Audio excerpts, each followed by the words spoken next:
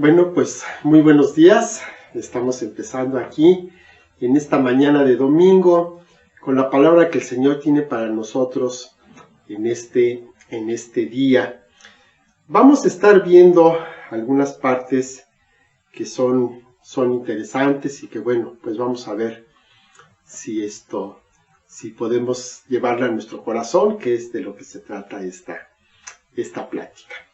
Bueno, pues vamos a comenzar con una historia que se encuentra en el Antiguo Testamento, que todo mundo conoce, es de las primeras que conocemos, incluso en la escuela dominical de niños, pues se hace mucho mención de ella, y es cuando pues vemos a David y a Goliat. Entonces vemos quién era Goliat, pues era un gigante del ejército enemigo, de los filisteos, que pues se levanta todos los días para causar ahí algún problema, para meter miedo al ejército de Israel, hasta que un día, de tantos que ya llevaba este hombre ahí amenazando al ejército de Israel, llega David. Llega David y le dice, cuando ve cómo está la situación y ve que nadie se levanta para enfrentar a este gigante, entonces David, un muchachito, se acerca al rey y le dice, no desmaye el corazón de ninguno a causa de él. Tu siervo irá y peleará contra este filisteo. Bueno, pues aquí vemos este jovencito que se levanta contra todos los pronósticos, contra todo lo que se pudiera pensar. Se levanta en batalla contra este hombre y mata al gigante. Una vez que David logra esto, entonces dice la palabra que todo el ejército de Israel se levantó también y entonces fue tras el enemigo, que salió huyendo. Pero ahí, bueno, pues vemos una cuestión interesante. ¿Por qué todo el ejército de Israel tuvo que esperar hasta que llegara David para entonces poder enfrentar al enemigo? ¿Por qué pasó esto? Pues hay varias causas. La primera que se nos ocurre, pues es por temor, porque realmente estaban amedrentados, estaban asustados ante la presencia de este gigante. Pero también vemos que ahí faltó liderazgo. No hubo alguien entre todo el ejército que se levantara y que pusiera la muestra para ver lo que se podía hacer en contra de ese enemigo, que pues ahora vemos que una vez que se levanta el pueblo de Israel, sale huyendo, o sea que desde el principio estaba vencido, nada más ellos dependían de este gigante. Ahora, esto lo podemos trasladar a nuestros días, a nuestro tiempo, al día de hoy, y nos preguntamos, ¿por qué todo un ejército de hijos de Dios tenemos que esperar para enfrentar al enemigo de la humanidad? Y esto lo digo porque se supone que todos los que somos hijos de Dios decimos que somos guerreros y que somos parte del ejército de Dios. Sin embargo, pues vemos que se levanta el enemigo y no hacemos nada. Dice Juan 10:10, el ladrón no viene sino para hurtar y matar y destruir, y esto lo sabemos. Pero esto, pues, ¿de qué nos va a servir? Y por otro lado podemos pensar, ¿y por qué? ¿Por qué el enemigo solamente viene para robar, para matar, para destruir? Ahora sí que podemos ver que hay un odio tremendo hacia los seres humanos. ¿Por qué? ¿Qué le hemos hecho? Alguno dirá, pues yo ni lo conozco, yo ni me he metido con él, ¿por qué viene y me ataca? Bueno, podemos ver en lo que es la palabra, que no tiene mucha información en algunas partes, pero sí podemos ver que durante la creación Satanás ya estaba presente. ¿Por qué? Pues porque vemos que la tierra estaba desordenada y vacía. Y eso, bueno, pues eso es un síntoma de que el enemigo se encontraba ya aquí. Cuando Adán y Eva son formados, ahí estaba Satanás. Él estaba viendo lo que estaba haciendo Dios. Y nos preguntamos, ¿sería que este Luzbel tenía envidia del hombre? Bueno, inmediatamente él va y corrompe al hombre, lo pone en tentación y el hombre cae. Entonces lo tentó exactamente con lo mismo, con lo que él anteriormente había caído. Él lo tentó a pensar que iba a ser igual a Dios. Pero se llevó una sorpresa muy grande. ¿Por qué? Porque prácticamente en el instante mismo en que el hombre cayó, Dios le promete una redención. Vemos en Génesis 3:15, apenas comenzando la palabra, apenas estamos en el capítulo 3, dice, pondré enemistad entre ti y la mujer, hablando a la serpiente, entre tu simiente y la simiente suya. Esta te herirá en la cabeza y tú le herirás en el calcañar. En estas palabras, Dios está prometiendo, está ofreciendo una redención para la mujer y su simiente. Y en cambio, para la serpiente le ofrece una maldición eterna. Dios le da a los hombres, a los seres humanos, la oportunidad de redimirse que no dio a los ángeles.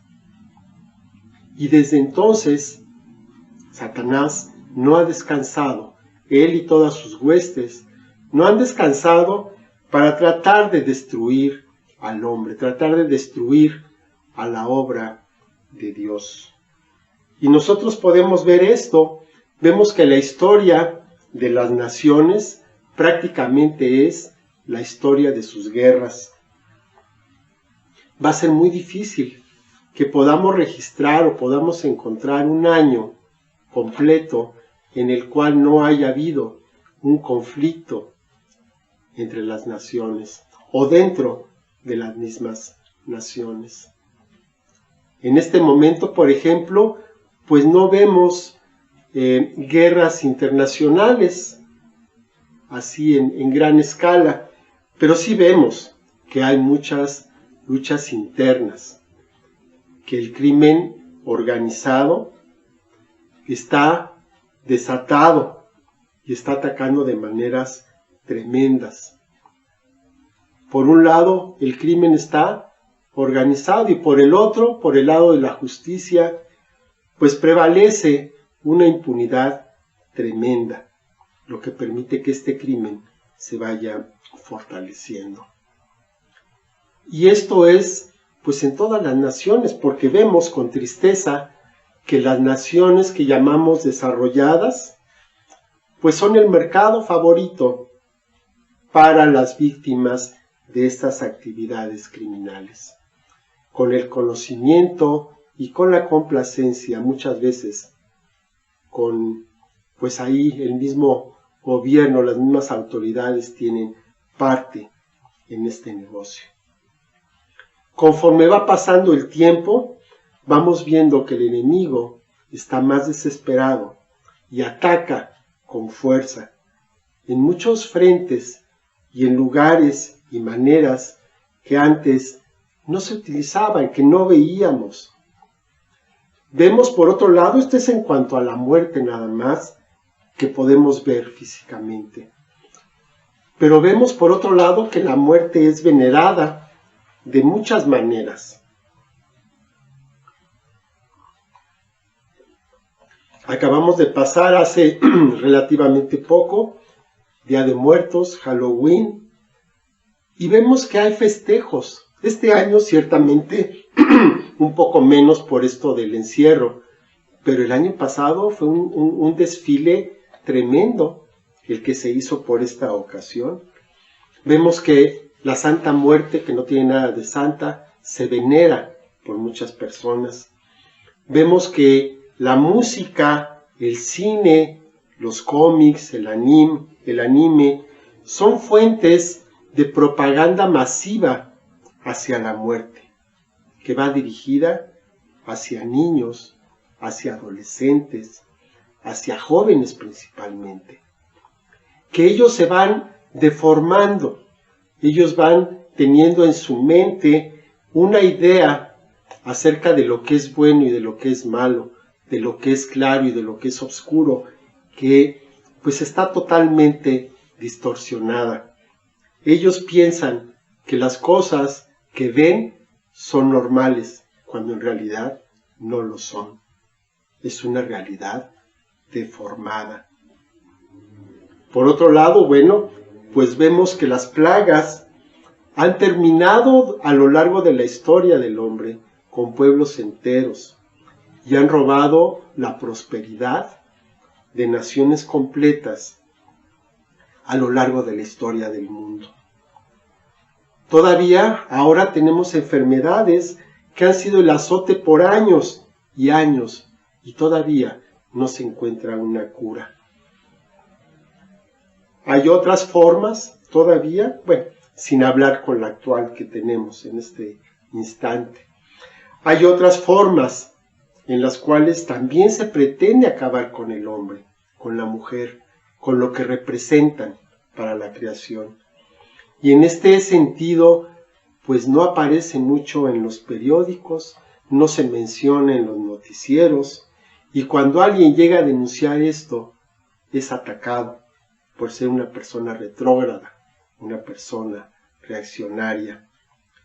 Estas formas lo que hacen es impedir que las personas que viven tengan hijos, y de esa manera van a evitar que se multipliquen, lo que es contrario a la voluntad de Dios. Tomemos un ejemplo nada más, el aborto. Cada año, desde hace 5 o 6 años, se tienen cerca de 120 millones de embarazos no planeados en todo el mundo, de los cuales el 60% terminan en aborto. Estamos hablando de 700 millones de abortos cada año, o sea, 200,000 abortos cada día. Es un plan genial, realmente genial. ¿Por qué? Porque por un lado se promueven las relaciones sexuales, de todas maneras, fuera del matrimonio sobre todo. Y por el otro lado, se matan a los niños que se procrean con estas prácticas. Es un plan realmente satánico. Por cierto, se supone que el aborto está legalizado en la mayor parte de los países, pues por cuestiones de violencia y en fin. El porcentaje de abortos que se realizan por esta causa no llega al 3%. O sea que el otro 97% no tiene nada que ver con lo que se dice que es para lo cual se ha permitido. Otra forma en que se logra lo mismo es de que se están formando, se están manejando familias que no tienen hijos, familias estériles. Se está exaltando actualmente la libertad sexual de personas con el mismo sexo. Y entonces así se evita este riesgo. Y tenemos el día de hoy 40 variantes de preferencia sexual, todas ellas bien vistas socialmente y protegidas por la ley. Y cada vez hay más. Y aparentemente la única forma de familia, de matrimonio, que es mal vista y que tiende a desaparecer, es el matrimonio heterosexual entre un hombre y una mujer. Todas estas variantes no producen vida, sino únicamente producen muerte. Y aún dentro de estas parejas heterosexuales que se llegan a formar, que llegan a formalizarse porque ya no se casan, pues ellos prefieren no tener hijos, quieren esperar, quieren disfrutar la vida. Y entonces, pues vemos que muchos adoptan o tienen mascotas. Y entonces, teniendo una mascota, se puede tener un cariño a un precio mucho menor, sin responsabilidad, porque en el momento en que se llegan a cansar de su mascota, pues entonces lo llevan a un refugio, si son pues personas buenas, vamos a llamarlas, o simplemente las van a abandonar o las llevan a que las duerman. Además, por otro lado, pues una mascota vive menos, mucho menos que un niño.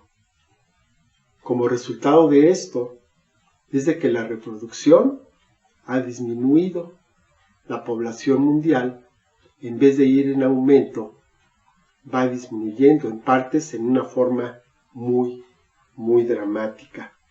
Recordamos aquella campaña de cuando era niño que decía que la familia pequeña vive mejor. Esto era por razones diferentes, pero sin embargo vemos que ahora pues ya simplemente no es una familia pequeña, no hay familia. La familia se ha erradicado. Se han deformado los roles del hombre y la mujer. El hombre ya no es el proveedor, sino que ahora está en una competencia abierta con la mujer para ver cuál de los dos le va mejor, cuál de los dos puede tener un ingreso mayor. Y están enfrascados en una lucha que no tiene límites, de la misma manera que no tiene ningún sentido. Entonces, como los dos trabajan, pues ya no tienen tiempo de tener hijos. Y si los llegan a tener, entonces son relegados, son abandonados en manos de personas que se hacen cargo de ellos simplemente por dinero.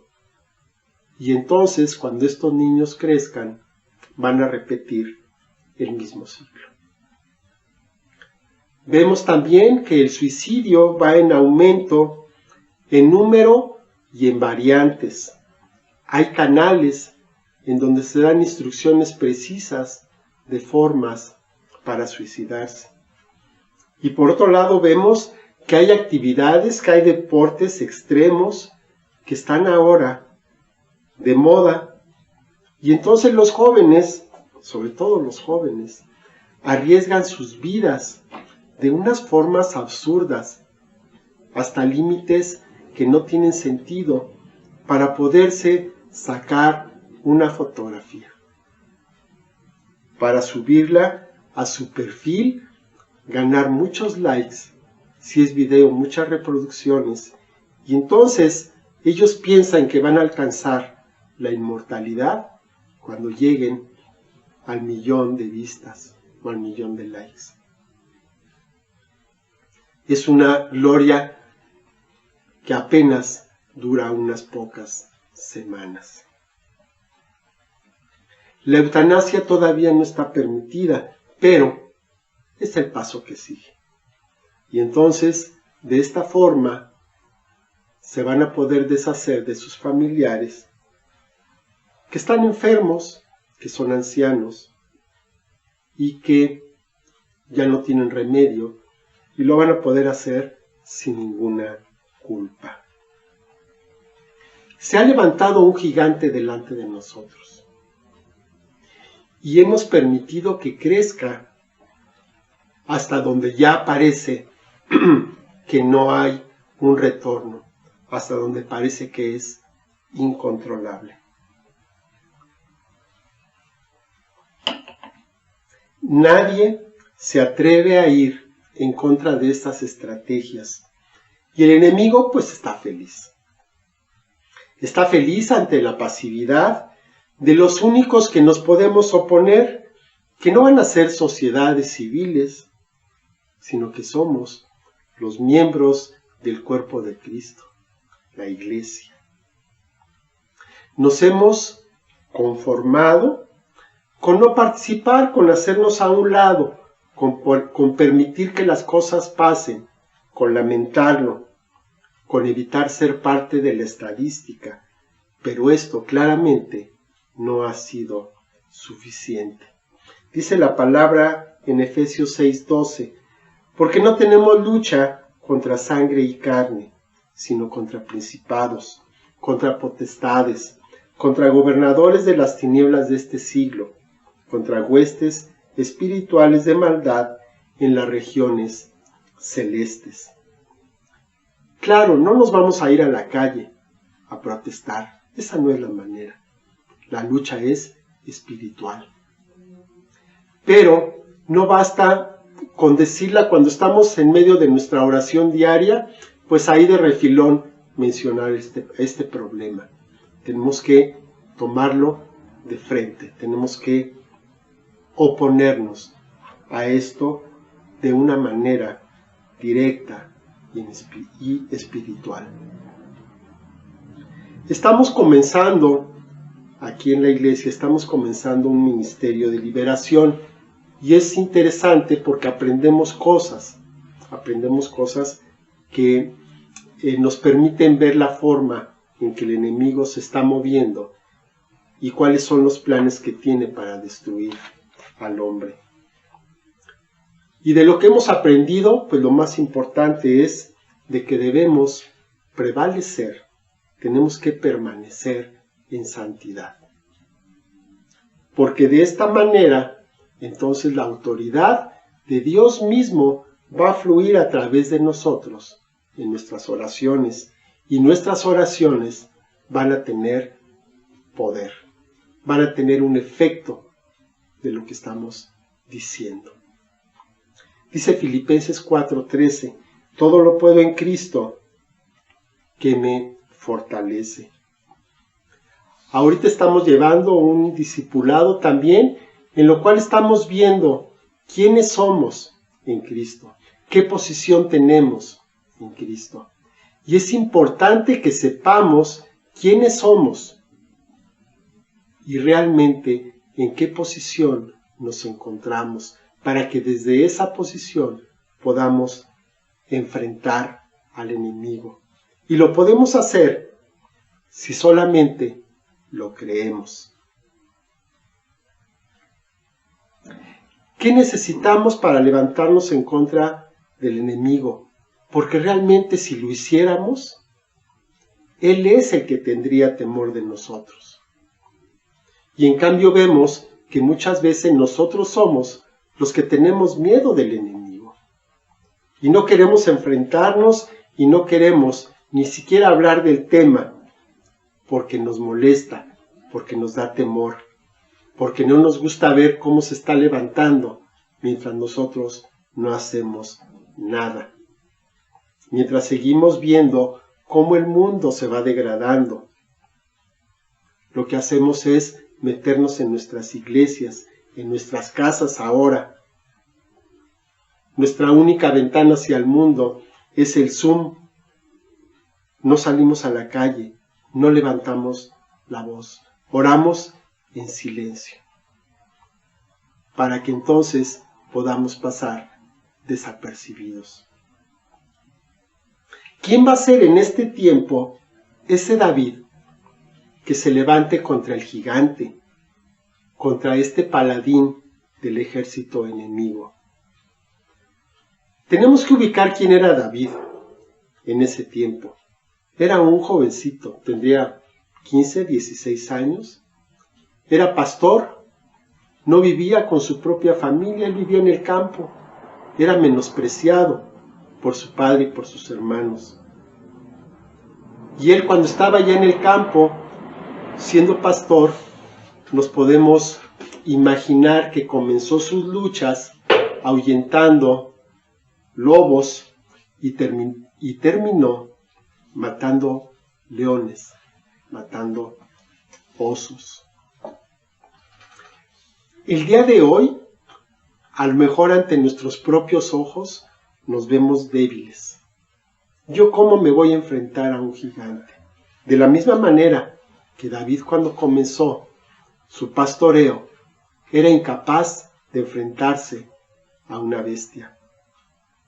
Pero comenzó enfrentando, comenzó espantando animales pequeños y poco a poco fue tomando la confianza y la fuerza para poder hacerlo delante de un león. Y después, esta misma experiencia la llevó para enfrentar a aquel gigante. Tenemos un enemigo alrededor, que además no está lejano, está cerca de nosotros, cada vez más cerca. ¿Qué vamos a hacer? ¿Qué vamos a hacer? En el pasaje con el que comenzamos esta plática, vemos que los soldados del ejército de Israel estaban atemorizados. Y cada día que Goliat salía a desafiarlos, ellos se escondían y no se atrevían, pero sin ni siquiera asomarse, ni hablaban, porque ni siquiera se volteaban a ver, porque yo creo que se sentían avergonzados unos con otros de que nadie se levantaba cuando escuchaban este desafío del gigante. Pero llegó David, este jovencito que nunca había entrado a una batalla, pero que sabía que tenía un Dios grande, un Dios más grande que el más grande de los gigantes. Y ese mismo Dios es el que tenemos tú y yo.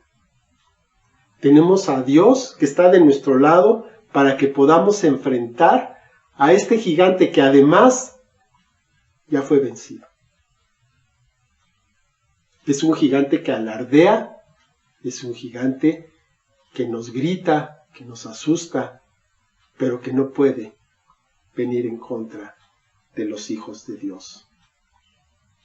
¿Qué fue lo que dijo David al rey Saúl? No desmaye el corazón de ninguno a causa de él. Tu siervo irá y peleará contra este filisteo.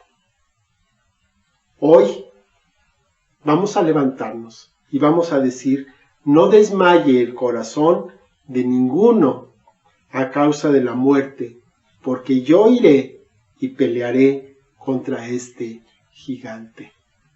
Dile estas palabras a quien esté contigo, a tus padres, a tus hijos, a tu esposo, a tu esposa. Que no tengan miedo, que sepan que tenemos una victoria ya ganada. No desmaye el corazón de ninguno a causa de la muerte, porque yo iré y pelearé contra este gigante. Vamos a orar. Padre bendito, te doy muchas gracias, Señor. Gracias por esta palabra, Señor, que has puesto en mi corazón y que ahora, Señor, está en el corazón de las personas que han visto esta plática y que verán el video, Señor. Yo te pido que nos levantes como un ejército fuerte, Señor, como un ejército valeroso, en el cual, Padre, podamos confiar no en nuestra propia fuerza ni en nuestra propia habilidad, sino en ti, en que tú, Señor, nos has puesto en este mundo con un propósito y no podemos seguir permitiendo que el enemigo haga todo lo que quiere. Que podamos levantarnos, Señor, para defender a nuestras familias, para defender, Señor, a nuestros amigos, a nuestra sociedad, a nuestro país. Porque tú, Señor, no quieres que seamos vencidos por un enemigo que tú ya venciste hace 2000 años en la cruz. Ayúdanos, Señor, danos convicción, danos también, Padre, la capacidad de permanecer en santidad para que nada estorbe, para que nada interrumpa, para que podamos, Señor, tener el fluir de tu autoridad dentro de nosotros y podamos hablar con poder, Padre, con poder que viene de lo alto, que viene de ti.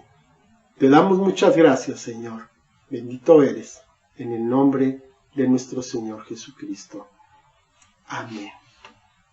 Y bueno, pues antes de despedirnos, quiero hacer una oración por aquellas personas que nunca han estado o piensan que no están del lado de Dios, que se sienten excluidas, que no se sienten capaces de enfrentar a este enemigo tan grande.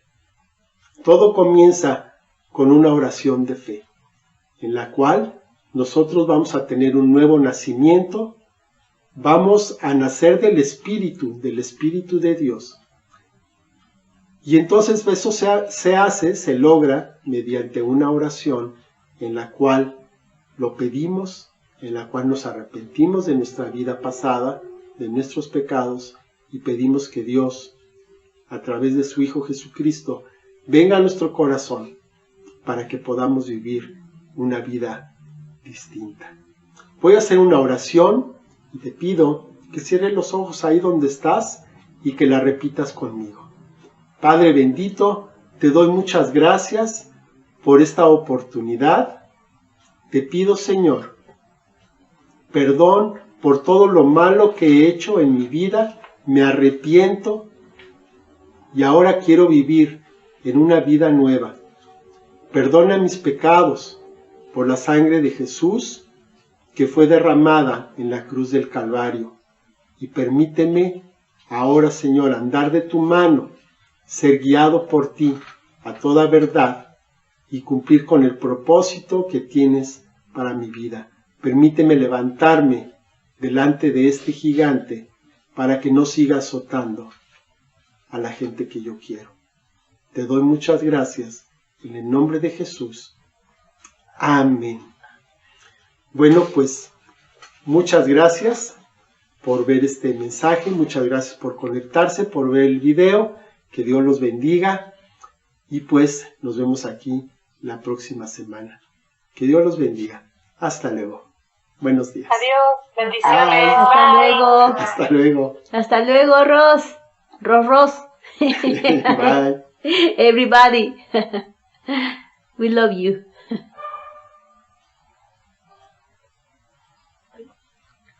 ¿Ya? Esposa.